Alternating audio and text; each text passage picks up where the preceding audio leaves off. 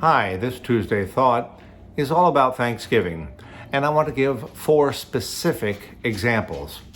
The first is, I am so grateful to God for a clear call to ordained ministry, to priesthood in particular. That call from God is just as clear in my mind today as it was in 1974 when it happened. And I want to remind you that mine may have been crystal clear, but ours is a God who speaks to each and every one of us. So call is not about ordained ministry. Call is about listening for God's word for each of us. So remember, listen for God. Calls change over time. What God may be calling you to do today is different than what God might have been calling you to do 10 years ago. But do really pay attention. And then also, if you get a little sense of it, go talk to somebody. Talk to a trusted friend. Remember, we're much more comfortable in this culture talking about psychological categories rather than spiritual categories.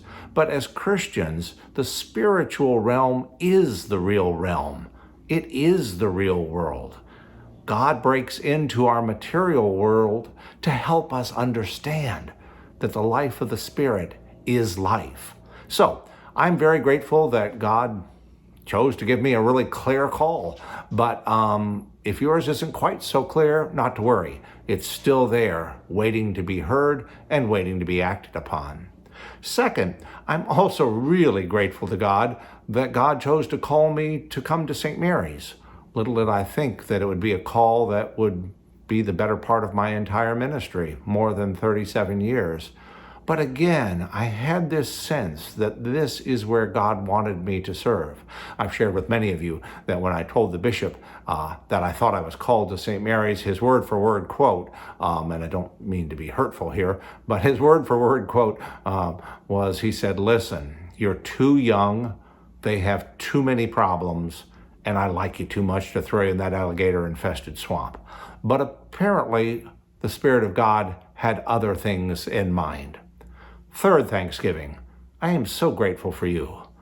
There are not many priests who get to stay in one place and have it be a fruitful, life-giving ministry, not only for the individual priest, but I think it's fair to say for the community that we have formed.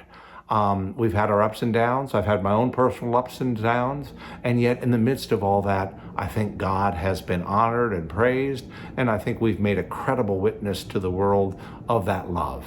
It's going to be more important than ever going forward because the world is in a desperate place. And you and I, we simply have got to be the people of God who make a difference in the life of God's world. And then finally, I just want to thank you for this upcoming Sunday when we have a chance to celebrate.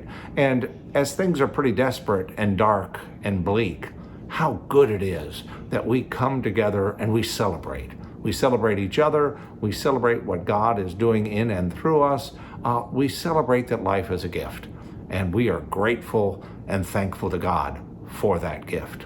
My deep, deep thanks to everyone for all the blessings that you have brought and shared with me over these many years. God bless.